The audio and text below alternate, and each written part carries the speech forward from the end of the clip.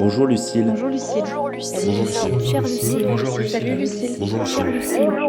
Bonjour Lucille. Bonjour Lucille. Bonjour Lucille. Chère Lucille. Bonjour à toutes et à tous, je suis ravie parce que c'est notre premier talk C'est compliqué de la saison. Cette année, un épisode sur 4 est au format discussion. Aujourd'hui, j'ai avec moi Lucille Quillet et Anna, et nous allons parler de l'hétérosexualité. Lucille, tu es journaliste et autrice du livre Le prix à payer, ce que le couple hétéro coûte aux femmes, aux éditions Les liens qui libèrent. Bonjour Lucille.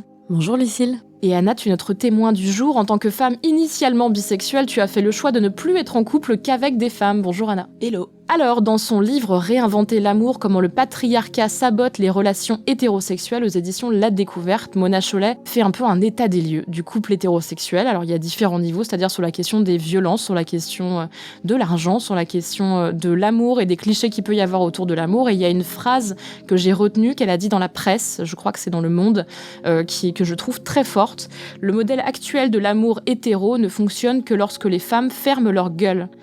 Lucille, tu as décidé d'aborder les difficultés des femmes dans le couple hétérosexuel à travers le prisme de l'argent, Oui. spécifiquement dans ton livre. Comme Titiou Lecoq dans le podcast Rends l'argent, qui a été diffusé sur Slate, pourquoi tu as choisi cet angle ?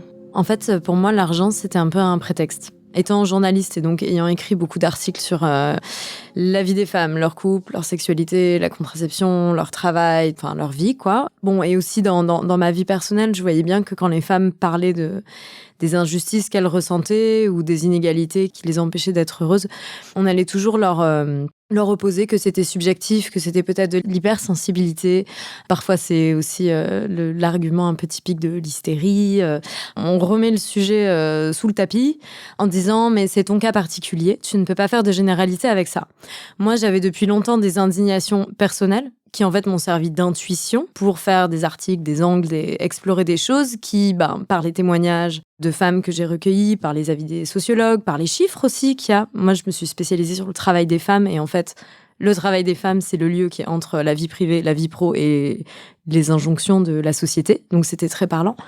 Donc, en fait, moi, mes intuitions, on va dire, elles ont été confirmées. Parfois, j'ai aussi eu des révélations. Et en fait, je me suis dit, pour parler de tout ça, de tout ce que les femmes donnent et de tout ce qu'elles ne récoltent pas aussi en reconnaissance, il faut parler de la langue universelle de l'argent. Voilà. C'est pas la langue des hommes, mais c'est une langue qu'ils pourront difficilement contrer. Et voilà, les chiffres, a priori, on peut les discuter, mais pas trop quand même, quoi. Donc, c'est là où je me suis dit qu'en mettant en perspective un peu tout ce que j'avais récolté comme idée au fil de mon activité, je trouvais ça pertinent parce qu'il y a la charge esthétique, il y a la charge contraceptive, il y a la gestion du budget dans un couple qui n'est pas forcément égalitaire, la répartition des dépenses, les carrières des femmes freinées qui du coup bénéficient aux carrières des hommes. Et puis après, il y a le coût de la séparation aussi qui est souvent vecteur d'appauvrissement pour les femmes qui gèrent les enfants. Enfin bon, bref, je vais faire tout le menu réjouissant, mais la note était un peu salée, quoi. Et je me suis dit, en fait, il faut traduire ça en chiffres et là, on pourra parler tous ensemble sans mettre le sujet sous le tapis. Ouais. Tu parlais de révélation, qu'est-ce que tu as découvert en écrivant le livre ? Je dirais que ma définition du travail s'est élargie. Moi, j'ai commencé à parler du travail des femmes. J'étais journaliste pour le site Madame Figaro. Je trouvais qu'on constatait beaucoup les inégalités au travail, qu'on donnait pas beaucoup de solutions. Donc, j'ai commencé à faire des articles plus de coaching pro avec des coachs. Donc, c'était un peu dans l'esprit empowerment. Enfin, je continue de parler de coaching pro aujourd'hui. J'écris un livre de coaching pro, donc je veux dire, je vais pas renier ça. On peut vraiment agir sur ces freins et sur ces biais, et sur toute cette éducation qui nous a pénalisés et qui fait que dans notre carrière, on part toujours 20 mètres en arrière. Mais à côté, je faisais aussi des articles avec des témoignages de femmes où on voit que leur vie privée impacte leur carrière et que ça, le mindset, comme on dit, n'y peut rien. Il y a du sexisme et des discriminations dans le monde du travail et le mindset ne peut rien quand on est harcelé sexuellement, quand on est discriminé au retour d'un congé maternité, quand on subit du sexisme, quand on est jugé moins compétente, quand on est jugé sur son physique, bref, tout ça. Les femmes, elles peuvent agir, mais on peut pas se surresponsabiliser pour tout, quoi. Moi, ça a un peu ouvert mon champ et après, vraiment, en écrivant le livre, J'ai réalisé que le travail, ce n'est pas un contrat de travail et un salaire et des cotisations retraite. C'est une activité qui génère une valeur ou des opportunités pour un autre bénéficiaire que soi. Voilà. En plus, ça me rendait dingue aussi d'entendre que les femmes étaient nulles en argent, qu'elles en avaient pas beaucoup, elles produisaient quand même moins, alors qu'en fait, elles produisent une valeur immense, mais qui n'est pas restituée dans leurs mains, qui est répercutée plutôt dans la carrière de leur conjoint, qui bénéficie à la société, qui bénéficie à l'État. S'il n'y avait pas des femmes autant à temps partiel ou mères au foyer, on aurait un problème de crèche. Si les femmes ne géraient pas la contraception toutes seules, on aurait une crise sanitaire avec plein de problèmes de maladies, de grossesse non désirée, de plein de pères qui auraient des enfants dont ils ne voudraient pas. Voilà. Il y aurait plein de secteurs aussi économiques qui, je pense, seraient bien embêtés parce qu'on ne pourrait plus être aussi présentéiste, parce qu'on ne serait plus dans cette logique hyper productiviste, parce que les gens devraient sortir à 17h30 et aller tous chercher leurs enfants à l'école si chacun se responsabilisait. Les carrières des hommes sont ce qu'elles sont aujourd'hui parce qu'il y a des femmes qui travaillent gratuitement à la maison. Et donc, quand on dit aux femmes « rattrapez les hommes, ayez les mêmes carrières qu'eux », c'est souvent parce qu'il y a d'autres femmes qui sont moins bien payées, qui peuvent faire ce travail. Donc là, je trouve que ça lance une discussion intéressante sur qu'est-ce que le travail, comment on le remodèle, pour qu'en fait, réussir, ça soit pas forcément conditionné au fait qu'il y ait quelqu'un en bout de chaîne qui soit pas forcément rémunéré à sa juste valeur aussi. Donc c'est une réflexion sociale même, globale en fait, de société. Ouais, mais complètement. Pour moi, il s'agit de justice sociale. Donc je sais qu'aujourd'hui, il y a beaucoup de femmes qui se demandent comment elles peuvent changer leur couple. Est-ce qu'il faut rester dans le couple? Je trouve que c'est encore une fois les responsabiliser. Et c'est encore une fois trop injuste de vouloir être un modèle d'exemplarité dans une société qui ne l'est pas. Et je trouve ça difficile de dire, moi j'ai 20 sur 20 à l'égalité dans une société inégalitaire. C'est un peu un comble que ce soit à nous de faire ça, alors que c'est nous qui en subissons les conséquences, quoi. Moi, je pense qu'on ne fait pas forcément de sa vie une œuvre militante. Le but, c'est d'être heureux, pas d'être parfaite. Pour moi, c'est vraiment une question de société et d'État. Moi, j'ai découvert plein de trucs hyper sexistes dans les logiques de l'État qui m'ont beaucoup choquée. Et c'est là où on se dit, c'est pas qu'une question d'homme-femme, c'est une question de société, de reconnaissance globale du travail qui est fait. Et moi, je parle du travail des femmes, mais en fait, je pense qu'après, ça fait reconsidérer plein de choses de façon transversale, quoi, dans une logique de justice sociale. C'est une question de pouvoir, en fait, aussi. Ouais, c'est une question de pouvoir et puis c'est une question de valorisation. Qu'est-ce qu'on valorise pas? Pourquoi, moi, je me demande dans le bouquin pourquoi une mère au foyer, elle n'a pas les mêmes droits. Pourquoi déjà elle n'a pas de salaire? Pourquoi elle n'a pas des droits au chômage et des droits à la retraite plus qu'un directeur marketing de Fleury Michon? Tu vois, donc là, c'est aussi reconsidérer l'utilité sociale des métiers. On en a parlé pendant le confinement. Moi, tout ce que dit Dominique Méda, je trouve ça hyper intéressant. Donc, en fait, ça ouvre beaucoup plus de champs et voilà, et se demander où va l'argent, qui le tient, donc qui a le pouvoir, qui est reconnu, qui est valorisé et qui a des facilités aussi dans la vie du coup. Donc, tout ça, après, s'entretient évidemment. Tu parles de femmes qui cherchent des solutions et qui, même si, encore une fois, il ne faut pas se mettre d'injonction à la perfection et à résoudre à titre individuel des problèmes qui sont beaucoup plus globaux et sociétaux, on va enchaîner avec toi, Anna, qui a réfléchi en tout cas à comment atteindre ton bonheur et, dans la société et dans la vie privée, dans ta vie privée. Mais avant de parler de ton expérience, je voudrais citer Virginie Despentes, la reine Virginie Despentes, qui a réfléchi à la question de l'hétérosexualité. Donc, je la cite. « Sortir de l'hétérosexualité a été un énorme soulagement. Je n'étais sans doute pas une hétéro très douée au départ. Il y a quelque chose chez moi qui n'allait pas avec cette féminité. En même temps, je n'en connais pas beaucoup chez qui c'est une réussite sur la période d'une vie. Mais l'impression de changer de planète a été fulgurante, comme si on te mettait la tête à l'envers en te faisant doucement un tour complet. Et c'est une sensation géniale. On m'a retiré 40 kilos d'un coup. Avant, on pouvait tout le temps me signaler comme une meuf qui n'était pas assez ci ou qui était trop comme ça. En un éclair, le poids s'est envolé. Ça ne me concerne plus. Libérée de la séduction hétérosexuelle et de ses dictates. D'ailleurs, je ne peux même plus lire un magazine féminin. Plus rien ne me concerne, ni la pipe, ni la mode. » Alors, il y a l'essayiste américaine Jane Ward, dans un livre qui s'appelle « La tragédie de l'hétérosexualité », qui aussi a réfléchi à la question du lesbianisme politique et qui a confié son soulagement de sortir de la culture hétéro, parce que du coup, là, il est plus question de culture de l'hétérosexualité que de réelle orientation sexuelle, et qui donc se sent soulagée d'avoir, je la cite, perdu donc le conformisme, l'ennui, les oppressions, les déceptions et les frustrations de l'hétérosexualité. Anna, est-ce que c'est un sentiment que tu partages ? Je pense que je me suis libérée d'un poids, mais pas le poids que je pensais. Initialement, je pensais que je me libérais de m'occuper des factures des mecs, être leur psy, être leur coach de vie, être leur femme de ménage, être la femme qu'ils appellent en disant comment est-ce que je cuisine une butternut. Je pensais que c'était ça, et en fait, je me suis rendu compte que c'était beaucoup plus loin. C'était plus l'image que j'ai des hommes et le fait que j'ai besoin de leur validation non-stop. Et je pense que ça, c'est vraiment d'avoir été éduquée par une mère célibataire qui a jamais digéré son divorce et d'être une mère célibataire au chômage toute sa vie avec 2 enfants à charge. Donc ça rejoint un peu la discussion qu'on a eue juste avant.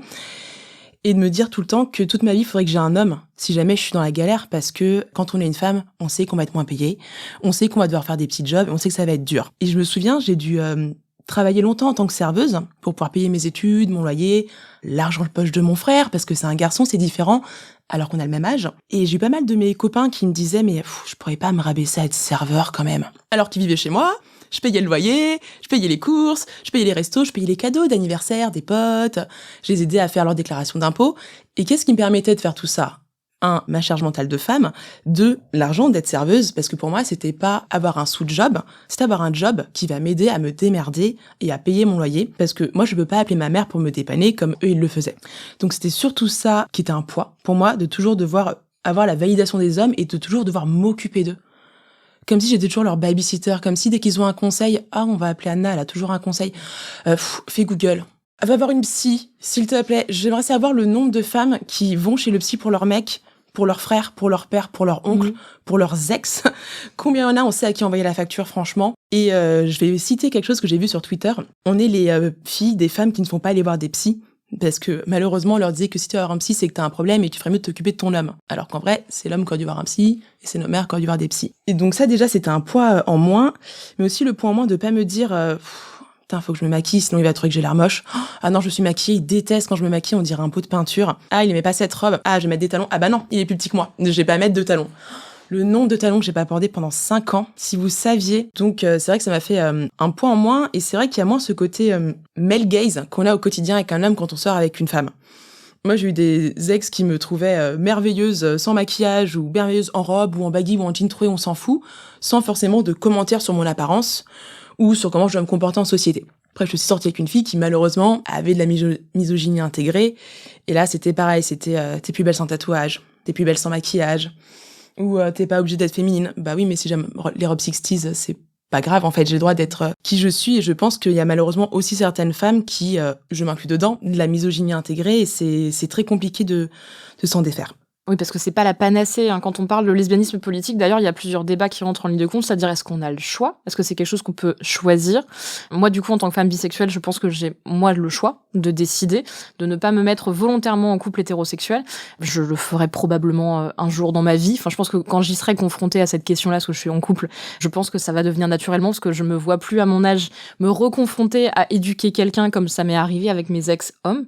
C'est énormément d'énergie et de temps que je n'ai plus envie de donner aujourd'hui.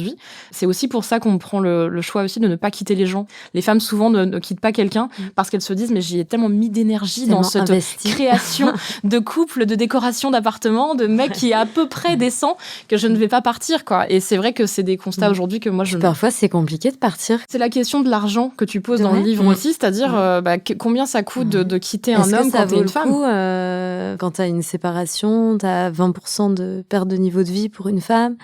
Bon, en plus quand il y a les enfants, on leur demande de faire plus avec moins. Il y a aussi la question du choix des meubles. Enfin, je veux dire, de comment tu te sépares aussi, ce que tu récupères dans l'appart ou pas. Tu vois, alors, moi, dans le livre, bon, je suis assez virulente contre les couples qui font 50-50. Et tu vois, je trouve ça incroyable. Tu vois, en tant que femme, on doit défendre notre honneur et dire, regarde, je suis indépendante, je sors ma carte bancaire et on fait 50-50 et je suis pas une femme entretenue et tout. Donc, en fait, encore une fois, c'est à nous d'être exemplaires alors que personne ne l'est autour de nous, tu vois. Bon, à la limite, quand on gagne à peu près les mêmes salaires, oui, ok, ça s'entend de faire 50-50. Tu vois, j'ai interrogé des couples qui avaient des gros écarts de salaire et qui font 50-50. Et du coup, l'homme va même plus s'épargner, investir, faire des choses qui vont lui faire une capitalisation sur le long terme beaucoup plus importante, comme sa carrière. Il y a plein d'hommes qui disent mais moi je me fais chier à travailler pour ma famille. Je pense qu'ils se font vraiment chier dans leur carrière et qu'ils aiment pas leur job et qu'ils le font parce que c'est des hommes et qu'on leur a dit qu'il fallait qu'ils ramènent le gibier sur la table et que bon, eux aussi ils ont les injonctions qu'ils ont sur le dos, sauf que bon, au final ils ont plus d'argent et plus de moyens derrière quand même, donc c'est pas pareil. Mais peut-être qu'ils aiment pas leur carrière, mais en attendant ils garderont toujours leur évolution de salaire, leur évolution professionnelle, leur droit au chômage, leur droit à la retraite. C'est en leur nom seul, quoi. Et c'est en fait au moment d'une rupture où, bam, tu vois, le rideau se lève et on découvre que on était à l'égalité quand on s'aimait et que théoriquement, ce qui était à moi était à toi. Mais en fait, dans la rupture, ça se passe pas du tout comme ça. Et vraiment, enfin, moi, un livre, je pense que ça a été le clou du spectacle qui m'a incité à écrire Le prix à payer. C'est la lecture du Genre du Capital, qui est un livre vraiment que je recommande 1000 fois sur donc comment la famille, plus généralement que le couple, reproduit les inégalités de capital et de patrimoine entre hommes et femmes. Donc, en effet, il n'y a pas toujours les moyens de partir. Il y a des femmes qui sont à temps partiel, il y a des femmes qui sont freelance pour s'adapter à la carrière de leurs hommes. Comment je retrouve un appartement ? Est-ce que je vais obtenir un bail ? Est-ce que je vais... Enfin, voilà, il y a plein de choses. Bon, moi, j'ai vécu à l'étranger, donc je me suis un peu plus penchée sur la situation des femmes d'expatriés. Il y a des femmes d'expatriés qui n'ont rien, quoi, qui sortent, elles ont rien. Donc, on leur dit, oui, mais tu as vécu une vie très riche, tu vivais dans des beaux appartements, tu as eu une vie de luxe, mais en fait, c'est des femmes pauvres dans des foyers riches. Et ça, on s'en rend compte quand il y a une séparation. Et cette séparation, elle arrive quand même relativement souvent, quoi. Donc, c'est vrai que il y a aussi un problème là-dessus de l'indépendance économique des femmes, quoi, tout simplement. Mais même sans parler d'argent, ce que tu disais tout à l'heure, Lucille, tu parlais du fait que souvent, quand tu t'investis dans une relation, à la fin, tu te dis, j'ai investi tout ça pour rien. Et je pense qu'au moins une fois dans notre vie, on s'est tout dit, punaise, c'est la prochaine qui va en profiter. Parce que tu sais que la fille d'après, elle va prendre tarif, elle va prendre cher, mais toi, t'as un petit peu monté la barre d'un cran. Ouais, je sais pas. Mais la barre, elle est toujours au sol. Il va prendre la fille moins chiante, entre guillemets, qui est plus docile, entre guillemets, et qui va pas faire chier, quoi. Tu vois, ou qui est dans sa fiche Bristol, tu sais, elle coche toutes les cases qu'il voulait. Ouais, voilà, tu vois, là... La fille qui est un peu plus jeune, qui gagne un peu moins, qui veut un enfant, ou qu'on veut pas, qui est de gauche, ou qui est de droite, qui est artiste, ou qui est trader. C'est selon après, sa fiche. La fiche est beaucoup plus... Franchement, ouais, c'est triste. Le premier prix à payer, en fait, au-delà de l'argent, tu vois, pour moi, il est symbolique, c'est l'oubli de soi, quoi. La santé mentale. et ouais, la santé mentale, c'est-à-dire que le prix à payer, c'est de se moduler sans arrêt. Et moi, je sais que quand j'ai écrit la partie sur la charge esthétique, donc tout ce qu'on fait j'ai adoré ce chapitre parce que du coup, tu fais la liste de ce qu'il y a dans ta salle de bain et de combien ça coûte et de ce qu'il y a à ton mec et tu dis, du coup, lui, il se sert dans mes crèmes quand il en a besoin. Ah non, lui, il se sert pas dans mes crèmes. Il y a des mecs qui se servent dans les crèmes, lui, il se sert pas dans mes crèmes. Mais lui, il a rien. Son panier. Voilà, en fait, donc, attends, j'explique l'exercice que je recommande à tout le monde. C'est d'aller dans sa salle de bain et vous regardez tout ce qu'il y a autour du lavabo et bon, dans les tiroirs. Et on fait le panier moyen. Donc, quand on enlève le dentifrice, le déodorant, la brosse à dents, les choses que des gens normalement propres ont, moi, j'avais un panier de 1 000 € à peu près. De maquillage, de crème, de sérum, de masque, de fer à lisser, de vernis, de tout ça. Et mon conjoint, il avait 4,99 €. Donc, encore une fois, personne ne me force à faire tout ça. En parlant de la charge esthétique avec d'autres femmes, c'est quelque chose qui revenait très souvent. Souvent, elles se mettaient sur la défensive. Je pense que personne n'a envie d'être une victime, évidemment. Donc, on trouve toujours des stratagèmes pour se rassurer. Mais j'ai choisi, mais je m'aime comme ça. J'adore me maquiller. Moi, du coup, j'aime beaucoup me maquiller et m'étaler 36 crèmes sur le visage. Et en fait, ce que je trouve dingue, c'est qu'on a été éduqués pour raboter notre corps, dominer notre nature et domestiquer nos corps. Et moi, c'est vrai que c'est quelque chose que j'ai toujours trouvé très violent. Enfin, c'est des actes de non-amour qu'on commet sur nous pour obtenir l'amour des autres. Et pour moi, ça, c'était comme montre patte blanche, montre comme tu te docilises toi-même, que tu enlèves tous tes poils, que tu te modifies tout le temps, que tu surveilles ton poids, que toute cette charge mentale du corps et cette charge financière aussi, et que je trouve épuisante et injuste et symboliquement violente, en fait. Est-ce qu'on peut être aimé en étant poilu ? Enfin, je pense qu'il y a plein de femmes qui disent mais quand même, tu fais pas d'efforts, t'es pas motivée, tu pourrais prendre soin de toi. Ça aussi, c'est un truc qui m'a rendu dingue. Je suis allée dans un rayon parapharmacie et j'ai relevé tous les adjectifs qu'on collait aux produits cosmétiques et c'est que du soin de soi, de bien-être. Alors que bon, en fait, on le fait parce qu'on est complexé, quoi. Donc, est-ce qu'on peut pas être aimé différemment ? Et ça aussi, je dis dans le livre, est-ce que vous, les hommes, votre façon de nous aimer aussi, politique et vous pourriez nous aimer différemment, ça serait agréable. Et sans doute qu'on pourrait aussi plus les aimer pour nous aimer comme ça. Mais voilà, ça c'est du miroir, voilà. Moi, j'y pense souvent quand dans les phases d'épilation. Moi, maintenant, ça fluctue, mais j'ai eu ma phase, j'épile tout le temps, impeccable, faut être douce, c'est important, machin. Et puis, en fait, régulièrement, je le refais. Mais à chaque fois, je me dis, mais c'est un peu contradictoire, parce que du coup, il y a la partie, mais pourquoi tu le fais ? Parce que ça fait mal, ça coûte cher, c'est du temps, c'est de l'énergie. J'ai pas envie, je me rends compte en y allant que je n'ai pas envie d'aller chez l'esthéticienne. Personne gentille au demeurant, mais je la déteste. Et donc, du coup, j'y vais, et je me dis, putain, et je ressors la carte bleue, et j'ai pas envie. Et après coup, je me dis, mais en plus, je suis une mauvaise féministe. Et du coup, il y a vraiment ce double tranchant de truc de, je me fais mal, je ne sais même pas pourquoi je le fais. Et après, je me dis, le pire que tout, c'est que c'est en plus quelque chose de négatif ou mon combat général. Ouais. Et c'est vraiment assez ambivalent, difficile, douloureux à tous les niveaux de la chaîne. Et en fait, je me rends compte que les moments où je me sens le mieux avec ça, c'est quand je n'y pense pas. C'est-à-dire, bon, globalement, quand j'ai plus de poils, mais du coup, il y a des petites phases d'apaisement là-dedans. Ouais, pourquoi on le fait aussi ? Parce que c'est pas... il y a la pression sociale. Oui, voilà, mais je prends vraiment l'exemple de l'épilation, parce que je pense que c'est une de mes premières indignations. T'es ado et après, quoi. On nous dit, ouais, mais vous avez le choix. Mais tous les choix ne se valent pas. Il y a pas de choix de récré. Voilà, si demain j'arrête de m'épiler, je vais au travail. Bon, si je travaille dans une entreprise, je suis freelance, donc c'est pas le cas. Mais si je travaille dans une entreprise et que j'arrive en débardeur avec les aisselles poilues, les cheveux gras, pas maquillés, il y a un backlash aussi au niveau professionnel, parce que le male gaze dont tu as parlé, Anna, il est transversal à toute la société, et il est aussi dans la façon dont nous on se trouve jolie, dans la façon dont on est jugé compétente ou pas, ou motivée ou pas. Le corps, c'est un peu un CV bis, quoi. En fait, c'est injuste. Moi, j'avais envie de te demander, du coup, qu'est-ce que tu as fait de tout ce temps gagné ? Moi, je parle d'argent, mais en fait, le temps, c'est de l'argent, blablabla, mais l'énergie et le temps qu'on passe pas dans cette dévotion-là pour cocher ces cases-là, moi, je trouve ça merveilleux d'imaginer ce qu'on en ferait, quoi. Après, en termes d'épilation, j'adore mettre mes jambes dans des draps frais quand je vais me coucher. Donc, je continue de temps à autre à me raser les jambes. Non, le truc qui a tout changé, c'est quand je me suis rasé le crâne. Et là, tu gagnes vraiment une demi-heure à 1 heure tous les matins. Parce que moi, j'ai les cheveux de nature très bouclés. Et du coup, ça me prenait entre une demi-heure si j'ai pas le temps, sinon 1h30, voire 3 heures de séchage. Et quand t'as le crâne rasé, t'oublies, t'as pas ce temps. Mais en revanche, quand t'as le crâne rasé et que tu crois que t'es bi, aucun mec ne vient te voir. Tous les mecs qui venaient me voir me disaient « Oh, t'es lesbienne ?» Moi, je pensais que j'étais hétéro à l'époque. Donc, je fais non. Ils font non, mais t'es forcément bi. Tu fais non. Et à l'époque, ça se faisait pas trop, en fait, quand je l'ai fait. Donc, évidemment, c'est plus compliqué. Mais j'ai pas changé ce temps parce que je t'ai demandé si je me maquillais pour les hommes.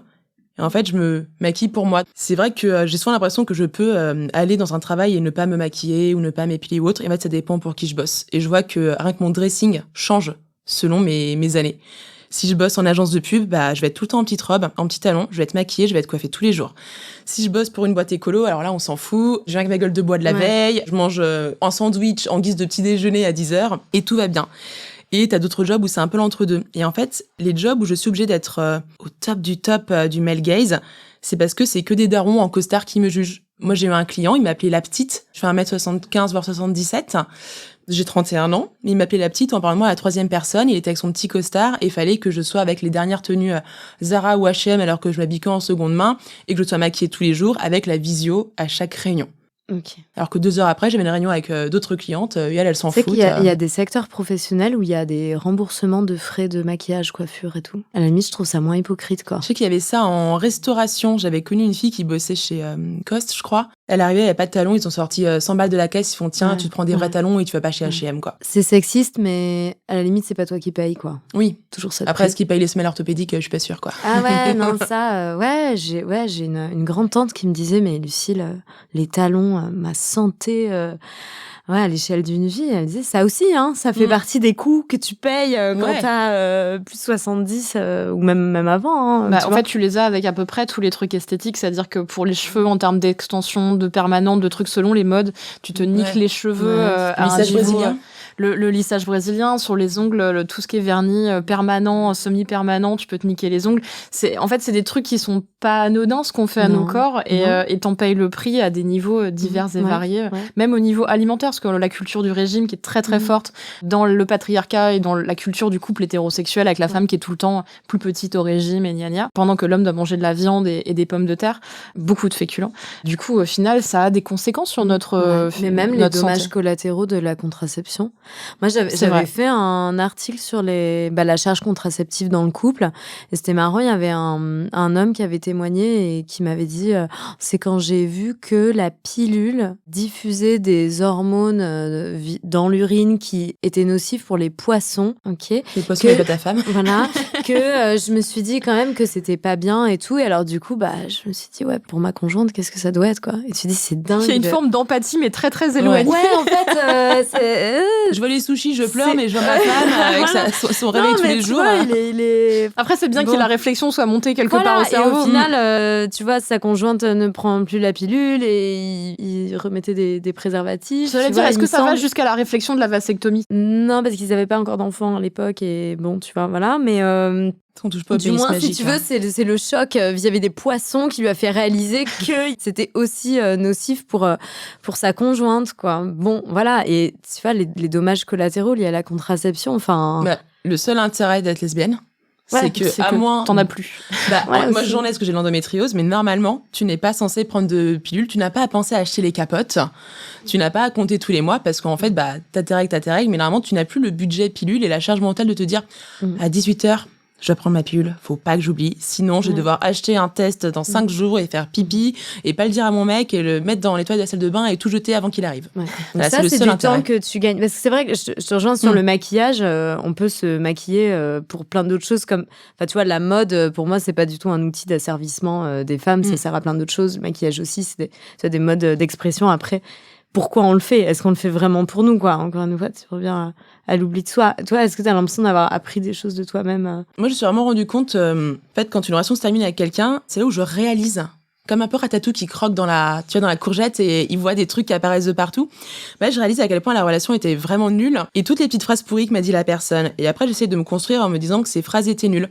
Et du coup, en me débarrassant de tous ces mecs nuls, vraiment nuls, je sortais avec eux, mais en plus, ils me plaisaient même pas, en fait. C'est juste que j'étais éduquée en me disant, tu vas mourir vierge. Tu vas mourir vierge. Parce qu'au lycée, il fallait que dans les films, tout le monde ait couché en seconde, en première, avec un mec. Moi, mon premier bisou, je crois que je l'ai eu à 18 ans, donc ça passait pas. J'ai bossé en bar. Tous les soirs, les mecs parlaient du nombre de meufs qui sont sautées la veille. Moi, j'étais vierge, donc clairement, tu fermes ta gueule, tu dis rien. Et j'ai perdu ma virginité avec le premier pauvre type qui passait, parce que j'avais nulle part où dormir, et que quand tu dors chez un mec, il faut payer le loyer, et j'avais pas trop le choix, et c'était un pauvre type, et clairement, c'est pas glorieux. Et après, tous les mecs que j'ai eu après, c'était « Ah, il me donne un peu d'attention, et il va un peu dans ma fiche Bristol. Donc, c'est bon, pourquoi pas ?»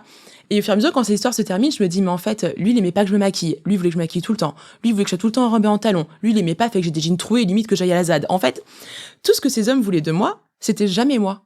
C'est toujours l'image qu'ils ont de moi au début. Ah, c'est cool, Anna, elle sort tout le temps. Elle a plein de potes. Mais après, putain, Anna, elle reste pas à la maison. Elle peut pas me faire ma petite bouffe. Elle peut pas m'écouter. Et en fait, ils sortent jamais avec toi. Ils sortent avec toi avec l'image qu'ils ont de toi. Et parfois, c'est même au point que j'ai été une femme trop faite pour un homme. Alors là, mes différences de thunes, on s'en foutait, ce qu'il fallait qu'il paye tout le temps. Et tout le temps qu'il montre qu'il m'emmenait au resto et qu'il payait les Uber. Même le resto, il est à 10 minutes à pied. Non, pas un Uber pour y aller. Et du coup, quand je me suis dit, j'arrête les mecs, je n'en peux plus d'être tout le temps leur psy et leur coach et leur mère. Enfin, c'est bon un moment, quoi. Genre, tu peux faire un tableau Excel de tes dépenses. Enfin, on a eu les mêmes cours, vu que c'était souvent des gens du même parcours que moi, ce qui est un peu classique. C'est assez facile, quoi. Donc en fait, quand j'ai arrêté de dater les hommes, je me suis dit, moi, qui je suis? Et j'ai pris tous les trucs toxiques que m'ont dit ces mecs, tous les trucs méchants. J'ai tout balayé, je me suis dit, Anna, qui est-ce que tu es? Et ça, oui, j'aime les robes 60s, j'aime me maquiller, mais j'aime aussi regarder des films d'horreur avec un vieux t-shirt de groupe de rock. Et c'est qui je suis. Et si la personne avec qui je suis, elle n'aime pas qui je suis, elle ne sort pas avec moi. Donc elle sort avec quelqu'un d'autre. Et elle peut aller se faire voir. Moi, je pense qu'au début, quand tu sors avec quelqu'un, tu projettes un peu des fantasmes que tu as sur lui et tout. Enfin, j'imagine, tu vois, que les femmes le font aussi. Ouais, mais moi, je Est-ce que fais c'est pas un truc humain? date. Ouais, est-ce que c'est pas un truc humain, tu vois, au début, un peu de se raconter un conte de fées ou de projeter des choses chez l'autre, et puis après, c'est le classique, ce qui t'a plu au début, c'est aussi la raison pour laquelle tu pars à la fin, quoi. Si on le fait toutes, mais ce qui est différent, moi, ce que j'ai vu, c'est que dès que t'as un date avec une personne qui s'identifie en tant que femme, c'est direct... tu veux quoi, toi? Tu veux coucher? Tu veux qu'on soit amis? Tu veux qu'on soit autre chose? Pourquoi t'étais plus avec ton ex? En fait, en un quart d'heure, t'as débunké ce que t'as au bout de 3 mois. Donc, c'est assez réglo. Et à la fin, limite, tu fais, tu sais quoi? En fait, je sens pas trop, mais j'ai peut-être une pote à qui tu peux plaire. Okay. C'est assez drôle, ça fait un peu je te passe mon MSN. Et c'est beaucoup plus rapide. Après, oui, je pense qu'il y a des gens qui peuvent avoir un fantasme. Et moi, j'ai eu avec mon ex qui me reprochait d'être qui j'étais. mais parce qu'elle se reprochait à être elle qui elle était, parce que ça s'appelle encore voir une psy. Autre sujet.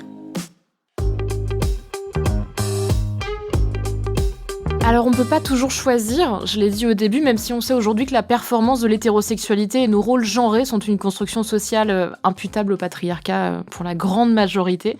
Toutes les femmes ne peuvent pas devenir lesbiennes politiques. Il y a toujours la question quand même de l'orientation sexuelle. On peut pas le remettre en cause. En l'occurrence, moi ce que je pense c'est que comme on est quand même formaté pour être hétérosexuel de base. On parlait d'expérience de collège et de lycée. En l'occurrence, au collège, tout le monde est hétérosexuel, tout le monde a exactement la même vision du couple, de la sexualité, de machin. Il faut être dépucelé avant 17 ans, il faut avoir vu tel film, On est très, très, très normé dans notre expérience de jeune. J'avais vu un tweet de je sais plus qui d'ailleurs, mais je vais le citer quand même parce qu'il était vachement bien, qui disait, c'est une femme lesbienne qui disait « On m'a volé mon adolescence de femme lesbienne ». Parce que du coup, donc t'as jamais l'expérience de le vivre en fait. Tu deviens lesbienne une fois que tu quittes tout ce truc qu'il faut d'ailleurs déconstruire, ça prend du temps, de normer. Et donc, je pense que parler en tout cas de parcours comme celui d'Anna, mais globalement comme tous les gens qui remettent en cause à la fois la monogamie, l'hétérosexualité reine ou absolue, et globalement tout ce qui est rôle genré, ça permet aussi peut-être de faire réfléchir des femmes qui ont toujours cru qu'elles étaient hétéros et qui le sont peut-être pas à 100%, qui le sont peut-être à 70%, peut-être à 80%. On sait que c'est des spectres, c'est pas des choses avec des oui-non. Ça dépend aussi des rencontres qu'on fait dans la vie. Et du coup, je trouve ça un peu pertinent. Pour moi, c'est comme ça que je vois le lesbianisme politique, c'est-à-dire qu'on peut faire envisager des choses à des femmes qui peut-être seraient restées dans l'espèce de figure sacrificielle de l'hétérosexualité, alors qu'elles ont peut-être une petite fenêtre pour s'offrir autre chose, quoi. Et être qui elles sont vraiment au fond. Dans ton livre, Lucille, tu parles de cette ambivalence de la féministe hétérosexuelle qui a conscience totalement d'être au cœur d'un système pourri. Comment tu gères avec ça ? Je suis d'accord avec tout ce que tu dis. En fait, l'hétérosexualité, pour moi, c'est même pas forcément un homme et une femme. C'est un homme, une femme qui sont exclusifs, qui habitent ensemble, qui font des enfants, et qui parfois divorcent. Une fois sur deux. Voilà, une fois sur deux. Au début du livre, je suis obligée de définir ce que j'entends par couple hétéro. Et c'est plus qu'une orientation sexuelle. C'est un idéal de vie. C'est pour ça qu'il y a des gens qui sont hyper hétéros, qui sont jamais en couple, mais qui vont en fait se conformer, ou du moins avoir cette quête et essayer de cocher toutes les cases et tout. Et voilà, donc c'est d'abord un rêve un peu. Et ce rêve-là, on nous l'a présenté comme le truc qui allait pouvoir te rendre le plus heureux. Et surtout qui te rendait normal. Moi, je commence le bouquin en parlant de Bridget Jones qui fait tous ces trucs de quête de l'amour. Et je me dis, mais en fait, tu vois, elle a des amis, elle sort, elle rigole, c'est quelqu'un... Elle a une carrière. Ouais, est-ce que Bridget Jones, elle fait tout ça parce qu'elle a envie d'être en couple ou parce que juste elle a envie d'être normale, de se sentir normale? Parce qu'autour d'elle, il y a plein de gens qui lui renvoient qu'en fait, elle a pas compris les règles du jeu et elle est à la masse. Et tous ces couples hétéros aussi qui la regardent en lui disant « Alors, qu'est-ce que tu fais ? T'es à la traîne ?» Je pense que c'est aussi eux pour se rassurer comme quoi j'ai fait le bon choix et surtout, je vais pas remettre les trucs en question, quoi. Enfin bref, il y a des couples hommes-femmes qui n'ont pas d'enfants et eux, ils sont peut-être un peu moins hétéros que les autres au fond, tu vois, ceux qui se marient pas, ceux qui sont polyamoureux, les intersexes aussi. Enfin, tu vois, bon, il y a quand même... Moi, je trouve qu'il y a toute une diversité qu'on oublie complètement dans ce truc très binaire de l'hétérosexualité qui est hyper pauvre. Après, bon, moi, comment je fais? Moi, je suis hétérosexuelle jusqu'à preuve du contraire, entre guillemets, parce que j'ai jamais été qu'avec des hommes et j'ai pas eu de relation avec des femmes, tu vois. Donc, le premier réflexe que t'as envie de dire, c'est ça va, tu vois, parce que je sais pas, j'ai la tête dans toutes ces questions de vie des femmes. Moi, j'ai l'impression d'avoir eu un grand privilège en étant journaliste. Parce que j'ai entendu tellement d'histoires, j'ai l'impression d'avoir eu plein de bandes annonces de ce qui pouvait arriver, de ce qui était possible aussi, de ce qui était... Et que du coup, ça m'a confortée dans mes intuitions. Encore une fois, j'ai l'impression de... Parce que moi aussi, je suis dans un couple où j'ai l'impression que je suis complètement acceptée pour qui je suis. Donc, l'oubli de soi, j'ai pas l'impression de le vivre, donc je suis heureuse dans ce couple-là. Et encore une fois, il y a peut-être, sans doute, tout n'est pas parfait, mais je pense que la meilleure jauge, ça reste quand même le bonheur. Voilà, ce que je dis aussi, c'est qu'on vit avec des principes qui nous aident à nous écouter, à nous sentir respectés, à nous aiguiller, savoir quelles sont nos valeurs, mais on ne vit pas pour ces principes. Moi, je peux pas porter tout sur mes épaules et j'ai pas envie d'avoir la culpabilité. En plus de ne pas être dans un couple 100% parfait, quoi. En fait, ça va. Et bon, si je suis heureuse, c'est bien. Après, si évidemment, je suis avec un mec hyper macho, a priori, vu mes convictions, je vais pas être heureuse, donc ça va pas le faire. Personne n'est parfait. On est aussi avec les gens de notre génération, de notre époque. Ils peuvent changer aussi, ils peuvent écouter. C'est pour ça que moi, le premier conseil, à la limite, tu vois, que je donne, c'est de commencer à parler d'argent, de voir comment l'autre réagit, d'être indulgent, de se donner du temps autour de cette question, parce qu'on a tellement de stéréotypes, tu vois, là-dessus, c'est tellement compliqué. On a tellement fait de l'argent un truc contraire à l'amour. Et en plus, pour les femmes, l'intérêt pour l'argent, c'est une jauge de l'amour qu'elles portent à leur conjoint. Donc, en fait, c'est hyper compliqué. Mais si déjà, on peut en parler, on peut dire comment on se sent, on peut réfléchir et tout. Enfin, moi, je pense qu'il y a quand même des couples où les choses évoluent, où il y a du respect. Donc, on peut être hétéro... je veux dire, on peut être avec un homme en étant une femme et en étant heureuse, tu vois. Moi, mon conjoint, il m'a vachement soutenue dans cette écriture de livre. Tout ce que je dis ne lui enlève rien. Et il me dit qu'il est fier de moi. Donc, en fait, moi, j'ai encore plus envie de rester avec lui, tu vois. C'est... Voilà, spéciale dédicace, merci. Voilà. Je sais pas trop, je pense qu'il n'y a pas de mode d'emploi, quoi. Mais en gros, bon, le bonheur, c'est une jauge qui est pas mal, je trouve. Anna, est-ce que tu as un conseil? Parce que du coup, tu disais que le conseil de s'écouter, d'écouter le bonheur et puis même de discuter, c'était déjà important. Toi, de ton côté, de cette histoire-là, est-ce que tu as un conseil pour les femmes qui peut-être hésitent ou en tout cas réfléchissent à avoir ce genre de pas dans leur vie? De dire les hommes, c'est fini. En fait, je vais vous demander de vous poser la question que je pose à toutes mes potes qui me disent qu'elles sont pas bi. C'est est-ce que vous regardez parfois du porno où il y a des femmes dedans? Si oui, vous vous posez une question. Voilà. Okay. Si tu regardes que du porno, c'est des couples hétéros, je peux le comprendre, mais si tu regardes beaucoup de porno lesbien, je pense qu'il faut te poser une petite question. Surtout la question que moi, je me suis posée quand je pensais que j'étais hétéro, c'est ça ferait quoi si j'avais le droit, sans l'éducation, sans mes parents, sans la religion, si dans un autre monde que celui-là, si j'avais le droit de regarder des femmes, de me demander si elles me plaisent et de m'imaginer avec une femme, qu'est-ce qui se passe? Et là, si ça te fait quelque chose, peut-être dans 1 mois, dans 3 mois, peut-être que c'est une porte ouverte, et si ça ne te fait rien, je te souhaite de trouver un mec assez gentil et décent. Mais tu vois, quand on dit gentil, moi, ça... La barre, elle est au sol. Ça m'énerve, en fait. La barre, elle est au sol. Ouais. Gentil et décent. Propre. Ouais, non, mais tu vois... Non, on dit bonjour. En fait, déjà gentil, qui sait quel est ton prénom, ce que tu fais dans la vie, qui te descend pas quand tu parles de ton boulot, et qui sait ce que t'aimes, qui fait les courses sans te dire « T'as vu, j'ai fait les courses à... » Ah, mais tu vois, pour moi, c'est pas être gentil, en fait, c'est normal, mais...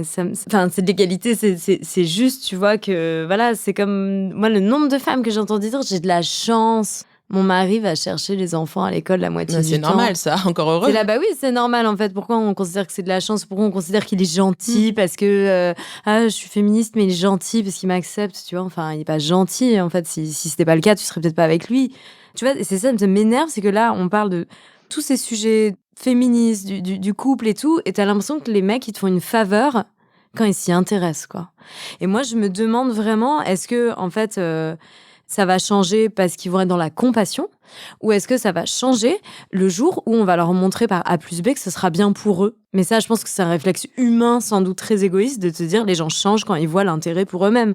Tu vois, c'est pas... Sinon, après, ils ont l'impression d'être des bons samaritains, tu vois. Les féministes le théorisent. Les hommes ont des choses à gagner au féminisme, ça c'est sûr, sur plein de plans, mais il y a aussi des choses à perdre pour eux en termes de privilèges. Et là, pour le coup, cette prise de conscience-là, si on attend juste celle-là, c'est-à-dire le moment où ils vont se rendre compte des petits trucs qu'ils ont à gagner, qui sont pas négligeables, mais qui sont quand même plus petits que, en l'occurrence, le pouvoir qu'ils ont aujourd'hui dans la société, je suis pas sûre qu'on avance aussi. Je pense qu'effectivement, moi je crois à l'empathie, donc alors j'y crois, je veux dire, avec mon expérience de vie et de la relation de couple avec des hommes, donc je me trouve parfois un petit peu conne d'y croire encore à ce point-là, mais pour le coup, je veux y croire à ce rapport humain de personne à personne et à un moment hors de la question de l'amour, c'est-à-dire ne pas tout poser sur l'amour et la passion, mais juste de l'empathie, de se parler juste de personne à personne. Et je pense que ça, c'est quelque chose qu'on peut éventuellement réussir à créer parce qu'on s'exprime, parce qu'on dit aussi des choses et parce qu'on met les mots, comme dans ton livre, Lucille, sur des inégalités qui sont pas juste théoriques, en fait, juste chiffrées avec des choses basiques, compréhensibles, quoi. Et ça, c'est vraiment aujourd'hui une vraie question. Est-ce qu'on va réussir à faire changer les hommes? Est-ce qu'il faut qu'on change nous? Est-ce qu'il faut tout changer et tout casser? Moi, je pense qu'il faut un peu tout casser parce que la question est quand même beaucoup plus globale sur la question sociétale. Mais il y avait on peut faire des choses. Une phrase, alors je sais plus qui a dit ça, je suis désolée. C'était on ne casse pas la maison avec les outils du maître. C'est trop bien, quoi. Enfin, tu vois, Ouais. c'est vrai. Je pense que, ouais, il faut renverser la table. Mais je pense que les hommes aussi, en fait, peuvent renverser la table. Tu vois, tu dis que, bon, oui, ils ont des privilèges, ils ont du pouvoir et tout. Est-ce que, encore une fois, tu vois, si je reviens à ma jauge de bonheur, qui est peut-être hyper naïve, je sais pas, tu vois. Bon, ils ont de l'argent, ils ont des carrières, est-ce qu'ils sont heureux? Non. Enfin, tu vois, moi, les hommes avec qui j'ai été, j'y repense, ils avaient tous l'air un peu à côté de leur pompe, en fait, tu vois. Enfin, Ouais. et aussi d'essayer de correspondre à des trucs et en fait d'être dans des nœuds, mais dont il n'y avait même pas de mode d'emploi. Moi, je me dis, bon, des femmes, on a cette chance-là de se parler et de s'écouter, d'être indulgente et de se soutenir et tout. Bon, c'est pas toujours le cas, mais quand même, je veux dire, il y a cette culture-là de l'écoute et de la parole et de l'attention et du soutien qui est vraiment une richesse. Moi, je sais pas si les hommes, ils s'accrochent à leurs privilèges ou si c'est juste qu'ils ont pas d'autres modèles. En fait, tu vois, il y a plein d'hommes qui ont peur des féministes, genre, parce qu'en fait, je pense qu'ils savent pas quoi faire. C'est quoi l'autre scénario? Nous, on peut visualiser ce qu'on aurait si on gagnait autant qu'eux, si on arrêtait d'être stigmatisés pour ci, pour ça, tu vois. Eux, j'ai l'impression qu'en fait, c'est page blanche et que du coup, par peur de l'inconnu, on préfère le statu quo, tu vois. Le fait que tu parles de libérer la parole et qu'on discute beaucoup en tant que femme, pour moi, c'est ça la plus grande force et qui peut aussi nous aider. On va pas se mentir, un homme qui voit le nombre de féminicides, il en a rien à foutre, sauf si c'est sa sœur. Donc le but, c'est que nous, on parle de nos histoires à nos potes. Au début, on passe pour la seule fille à qui c'est arrivé. Puis plus on en parle, plus on se rend compte qu'il y en a d'autres. Puis après, ils vont savoir que c'est leur sœur qui aura le courage de leur en parler, puis leur tante, puis leur fille. Et je pense que c'est par l'intime qu'on peut réussir à les toucher.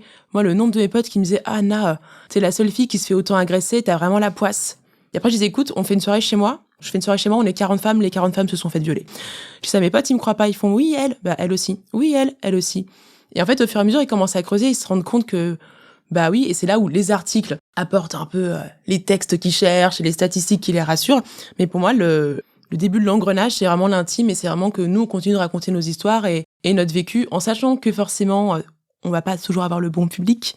Mais ce qui compte, c'est déjà de donner la bande-annonce. Je pense que c'est une bonne conclusion, celle de l'écoute.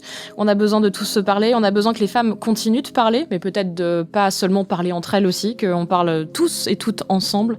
Ce serait peut-être une bonne chose et puis une façon d'avancer encore un peu plus. Et puis lisez des livres aussi, on a de la chance d'avoir de la très très bonne théorie féministe à disposition, et en particulier le livre de Lucille, donc Lucille qui est le livre Le Prix à payer, disponible dans les librairies.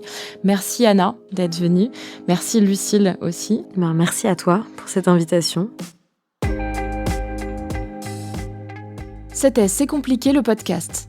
Si vous avez aimé, n'hésitez pas à vous abonner, liker ou envoyer un commentaire. Pour participer à ce podcast et partager vos témoignages, vous pouvez vous enregistrer et nous envoyer ce message par mail à c'estcompliqué@slate.fr ou nous envoyer un message vocal par WhatsApp au 07 61 76 74 01. C'est compliqué est un podcast de Lucille Bélan, produit et réalisé par Slate.fr, sous la direction de Christophe Caron et de Benjamin Septem-Ours. Production éditoriale, réalisation et montage, Aurélie Rodriguez.